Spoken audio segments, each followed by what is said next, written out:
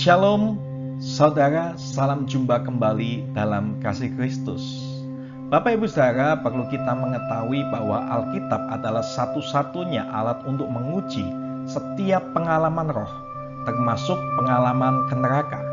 Dengan kitab suci, kita dapat menyimpulkan bahwa pengalaman rohani seseorang menyangkut perjalanannya ke neraka itu berasal dari setan atau Tuhan.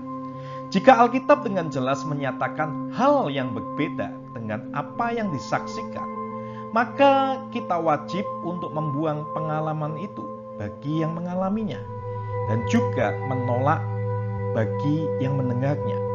Tapi saudara-saudara, bagi mereka yang jarang baca Alkitab, memang akan kesulitan untuk membedakan mana yang benar dan mana yang palsu. Bahkan cenderung akan menganggap yang palsu itu sebagai yang benar. Sekarang, pengalaman ke neraka seperti apa yang bisa disimpulkan sebagai pengalaman yang palsu? Nah, yang pertama, ada banyak pernyataan bahwa katanya sekarang sudah ada setan di neraka.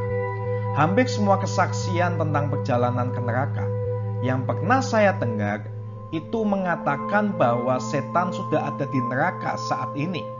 Nah, benarkah demikian? Kita mau lihat beberapa ayat-ayat yang ada. Markus 5 ayat 7. Dan dengan keras ia berteriak, "Apa urusanmu dengan aku, hai Yesus, Anak Allah yang Maha Tinggi? Demi Allah, jangan siksa aku." Lukas 8 ayat 28. Ketika ia melihat Yesus, ia berteriak, lalu tersungkur di hadapannya dan berkata dengan suara keras, "Apa urusanmu dengan aku, hai Yesus Anak Allah yang Maha Tinggi? Aku memohon kepadamu supaya engkau jangan menyiksa aku." Matius 8 ayat 29. Dan mereka itu pun berteriak katanya, "Apa urusanmu dengan kami, hai Anak Allah? Adakah engkau kemari untuk menyiksa kami sebelum waktunya?" Nah, itu adalah kisah kerasukan setan di Gerasa.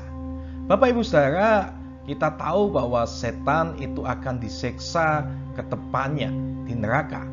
Tapi kapan setan atau iblis ini akan ada di neraka? Kalau tadi kita mendengar ayat-ayat yang saya bacakan bahwa itu mengisahkan cerita yang sama, tapi dalam versi Matius itu ditambahkan keterangan pentingnya mengenai waktu atau masa untuk penyiksaan setan. Bahwa dikatakan waktu penyiksaan setan itu bukan sekarang, nanti ada waktunya. Alkitab telah memberikan keterangan bahwa setan atau iblis akan disiksa di neraka, tapi sekarang belum waktunya.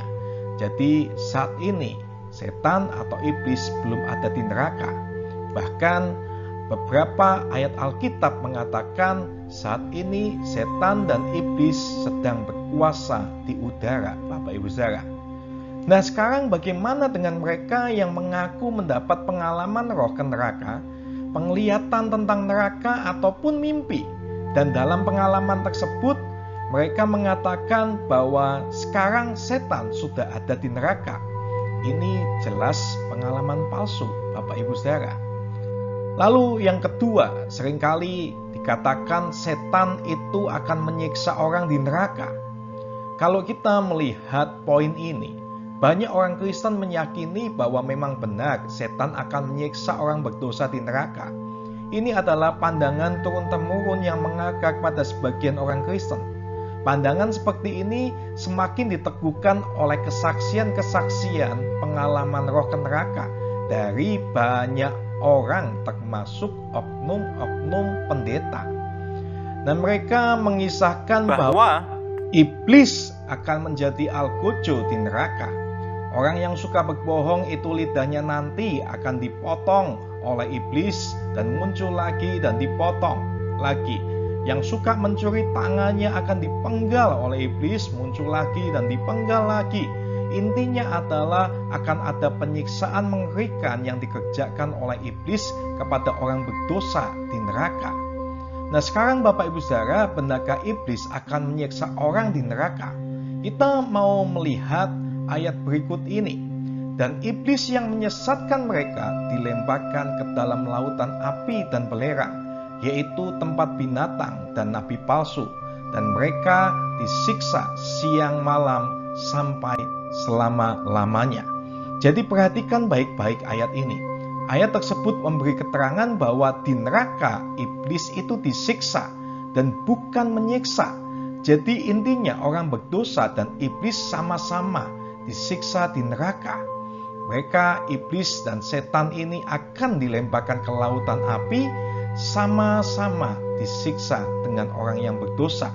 Sekarang pertanyaannya kembali, siapa yang akan menyiksa mereka di neraka? Alkitab berkata dengan tegas dalam Wahyu 20 ayat 10, dan iblis yang menyesatkan mereka dilemparkan ke dalam lautan api dan belerang, yaitu tempat binatang dan nabi palsu itu, dan mereka disiksa siang malam sampai selama-lamanya. Nah, Bapak Ibu Saudara, Alkitab juga tidak pernah menyatakan bahwa iblis yang akan menyiksa jiwa-jiwa di neraka. Yang mencampakkan mereka ke neraka adalah malaikat-malaikat Allah. Maka seperti lalang itu dikumpulkan dan dibakar dalam api, demikian juga pada akhir zaman Anak Manusia akan menyuruh malaikat-malaikatnya, dan mereka akan mengumpulkan segala sesuatu yang menyesatkan dan semua orang yang melakukan kejahatan dari dalam kerajaannya. Matius 13 ayat 40-41. Namun malaikat sendiri tidak menyiksa manusia yang berdosa itu, karena yang menyiksa adalah siksaan yang ada di neraka, yaitu nyala api yang kekal. Sama seperti Sodom dan Gomora dan kota-kota sekitarnya, yang dengan cara yang sama melakukan percabulan dan mengejar kepuasan-kepuasan yang tak wajar, telah menanggung siksaan api kekal sebagai peringatan kepada semua orang. Yudas 1 ayat 7. Dan Markus 9 ayat 48 dikatakan juga, di mana ulat-ulat bangkai tidak mati dan api tidak padam. Jadi Bapak Ibu Saudara, yang menyiksa jiwa-jiwa di neraka itu bukan iblis, tetapi api itu sendiri. Nah, mereka mungkin benar-benar mengalami pengalaman itu, mereka yang bersaksi tentang neraka itu.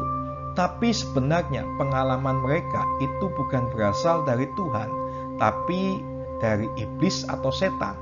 Oleh sebab itu, saudara wajib menolak pengalaman palsu seperti ini, karena mereka tidak sedang beritakan apa yang benar, tapi apa yang bertentangan dengan kebenaran. Maka baca Alkitab kita, pahami lebih lagi, jangan mudah menelan kesaksian-kesaksian palsu yang cuma untuk menaikkan popularitas, tapi tidak sesuai dengan fakta yang ada di Alkitab. Demikian penjelasan saya, semoga mencerahkan kita semua. Terima kasih, Tuhan Yesus memberkati.